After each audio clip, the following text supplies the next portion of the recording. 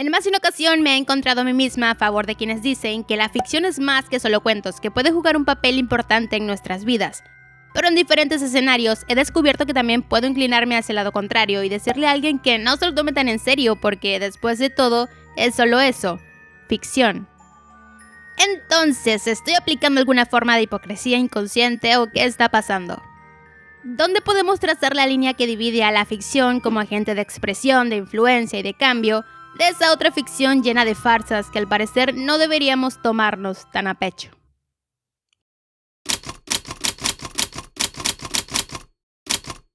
Comencemos por lo básico. La ficción se define como cosa, hecho, suceso fingido o inventado que viene de la imaginación.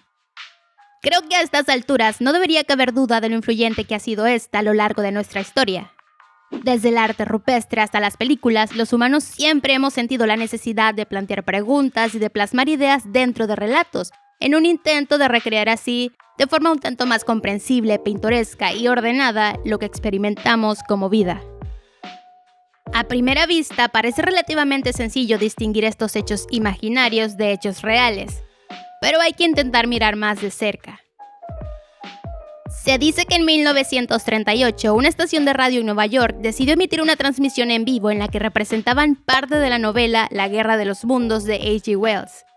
Aparentemente, algunas de las personas en la audiencia se habían perdido la introducción del programa, por lo que se desató el pánico en Manhattan, pues muchos de los oyentes creyeron que, efectivamente, estaban siendo invadidos por marcianos. La escala de este evento no es clara. De hecho, se ha intentado demostrar que esta reacción es un mito y, admitámoslo, de haber ocurrido es muy probable que los medios hayan exagerado la talla de la confusión. Pero el punto de todo esto es que la ficción depende mucho de nuestra credulidad, lo que implica que solo podemos diferenciar lo ficticio de la realidad si tenemos suficiente información de antemano para ver dicha diferencia. En resumidas cuentas, la línea entre lo que es verdad y lo que es invención es más difusa de lo que parece. Más ejemplos de esto hay muchos. Podemos pensar en el diario de Ana Frank y dudar de la legitimidad de la historia cuando, se supone, ya existen pruebas de la alteración del escrito original. O recordar el hecho de que, gracias a las caricaturas, hay muchas personas que aún creen que el alimento ideal de los gatos es la leche. Y hasta podemos hablar del llamado problema Tiffany, que ocurre cuando un dato histórico presentado de forma correcta es percibido como incorrecto debido a una errónea idea preconcebida del mismo. Lo que nos dice que, a veces, la ficción cala tanto que esta puede incluso parecernos más verosímil que la propia realidad. Pero no nos compliquemos demasiado y vamos a reducir el problema limitando esta discusión a las obras ficticias que entendemos de forma general y consciente como ficción. Porque incluso así la situación persiste, aún después de saber que lo que leemos, vemos o escuchamos es fabricado, un impacto importante sigue estando ahí. Desde hace un tiempo que la neurociencia y la psicología han intentado explicar cómo funciona la narrativa en nuestro cerebro, cómo la interpretamos y cómo, aun siendo conscientes de que son mentiras, entre comillas, esta puede recrear estímulos de la vida real. Se ha dicho de todo, entre ello que realmente el cerebro no sabe diferenciar las imágenes ficticias de las reales, que las neuronas de espejo juegan un papel primordial, o que el nivel de inmersión nace de percibir a los personajes como si se tratasen de nosotros mismos. Independientemente de todo ello, lo que encuentro más relevante para el propósito de este video es saber que la ficción trabaja mano a mano con la empatía. Entender cómo nos permite conectar con realidades diferentes, vivir en zapatos ajenos y comprender visiones del mundo a las que de otra forma no hubiésemos tenido acceso. Porque con o sin conclusiones científicas que lo expliquen, los relatos ya han dejado pruebas de su impacto en la humanidad. A través de ellos ya se ha modelado y transmitido cultura, ya hemos visto el mundo a través de miles y miles de mentes. La información por sí sola es solo eso, información. Pero las historias pueden hacer que esa información cobre vida y adquiera cierto sentido. La Ilíada, por ejemplo, formó parte importante de la formación de Alejandro Magno, y la cabaña del tío Tom contribuyó a que se discutieran temas como la abolición de la esclavitud. Esto es en lo que pienso cuando digo que la ficción no es solo ficción, que ya sea de manera positiva o negativa, esta puede influir en tus emociones, tu carácter o incluso en tus valores. The next one and the next.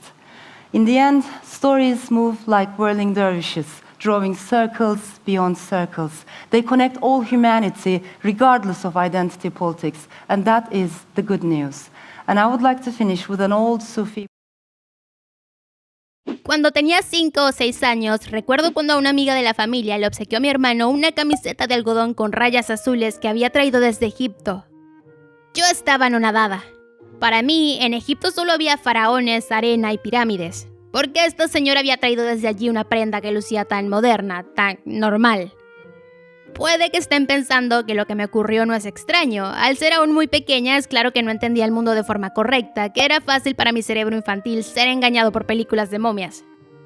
Pero creo que aún nos hace falta asimilar que el mundo sigue siendo casi tan difícil de entender incluso después de crecer.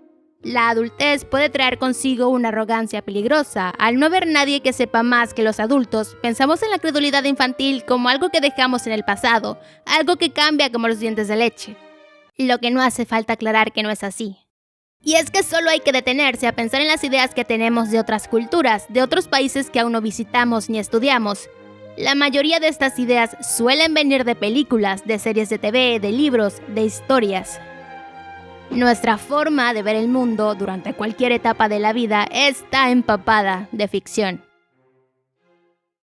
Pero continuemos simplificando esto y tratemos de llegar al meollo del asunto. Creo que, por dar un ejemplo, cualquier adulto puede leer Narnia y comprender que el señor Thomas no existe. Y, según yo, esto ocurre por 2 motivos. Recuerdan que hace unos momentos establecimos que diferenciamos la ficción de la realidad en base a la información que manejamos de antemano. Pues hasta donde alcanza nuestro conocimiento, 1, sabemos que el señor Thomas es un fauno, es decir, una criatura mitológica que identificamos como una invención folclórica. Y 2, sabemos que C.S. Lewis, el autor de esta saga, era un escritor, era una persona que se dedicaba a inventar personajes y mundos y lo plasmaba todo en papel. Por ende, nuestra mente, en lo que parece un proceso bastante sencillo y rápido, puede clasificar a este personaje como algo imaginario. Es lo mismo que percatarse automáticamente de que todos en una película son actores debido a que conocemos el concepto del cine. Ahora, sabemos que la ficción no está compuesta estrictamente de mentiras. Los personajes, los escenarios, el tiempo, todo eso se puede fabricar y estamos conscientes de ello. Pero las acciones, emociones, pensamientos e ideas son conceptos tan abstractos e impalpables que se podría incluso decir que existen y son verdaderos tanto en la ficción como en el mundo real. Y aquí hemos llegado al punto en donde yace el verdadero conflicto, en donde se crean las discrepancias y se emiten juicios. Aquí es donde las líneas de la ficción se vuelven realmente difusas. Y ese punto se encuentra en el terreno de la moralidad, de las emociones, de lo abstracto y de lo indefinido. Los conceptos morales son, para nosotros, mucho más complejos de procesar que la idea de un fauno.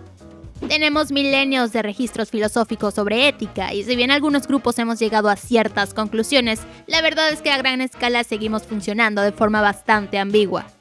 No importa qué tan ficticia sea una historia, parte importante de lo que nos atrae a ella suelen ser los dilemas de los personajes, dilemas que identificamos como reflejos de los nuestros como humanos.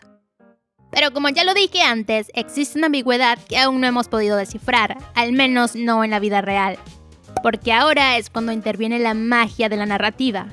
Podemos tomar cualquier conflicto universal y transformarlo en algo simple y entendible que se resuelva de forma justa. O podemos hacer enteramente lo contrario. Cualquier concepto en la ficción puede remodelarse, reubicarse e incluso redefinirse.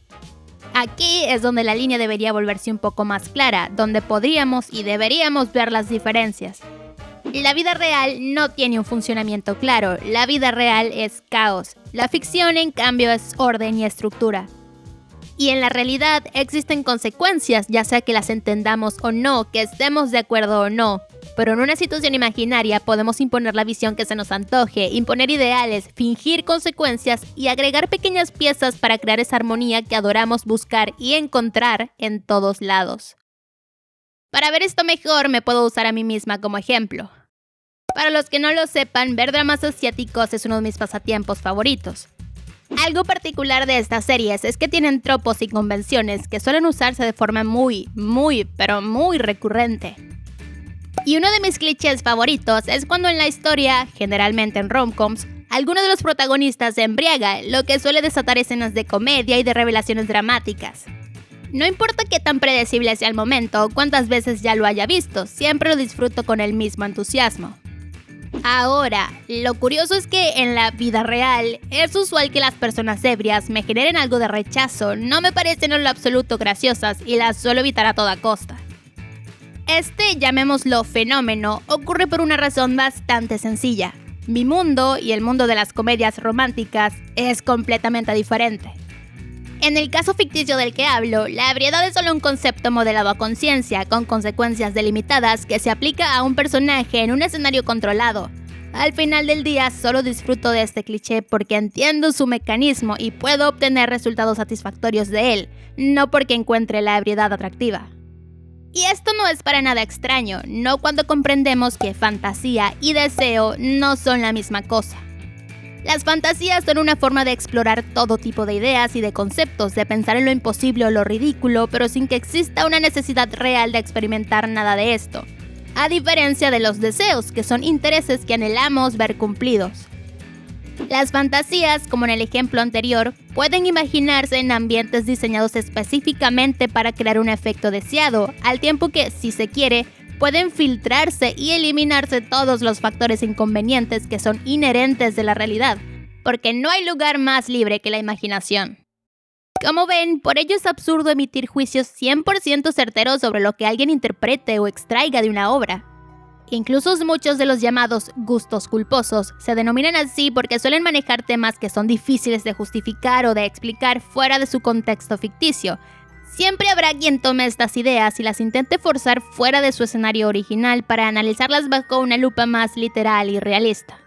Y a ver, tampoco nos hagamos los tontos, hay ciertos conceptos que pueden despertar algunas alarmas, tanto en la realidad como en lo imaginario. Por eso es tan importante la noción de conciencia. Esto es el por qué las historias suelen tener clasificación de edad. Un niño de 5 años, sin un perfil moral y sin herramientas para diferenciar algunas cosas, no podría interpretar una escena de la misma forma que podría hacerlo alguien con más conocimiento. Ese niño no podría marcar una distancia adecuada con la obra.